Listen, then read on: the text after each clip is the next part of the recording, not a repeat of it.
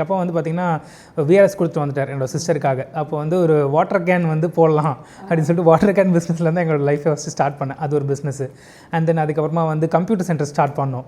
அதுக்கப்புறம் வந்து key shop start பண்ணோம். டிபார்ட்மெண்டல் ஸ்டோரு சின்ன வகையில். அப்புறம் வந்து வெறும் நாட்டு சக்கரை மட்டும் தனியாக பண்ணலாம், ஆயில் மட்டும் தனியாக பண்ணலாம். ஸோ அந்த மாதிரி வந்து ஒரு பெரிய லிஸ்ட்டே இருக்குது. வெளியிலேருந்து பார்க்குறவங்களுக்கு என்னென்னா இவங்க ஸ்டார்ட் பண்ணுறாங்க, க்ளோஸ் பண்ணுறாங்க. பட் எங்களை பொறுத்த வரைக்கும் வந்து ஸ்டார்ட் பண்ணுறோம், அதில் லேர்ன் பண்ணிக்கிட்டோம்.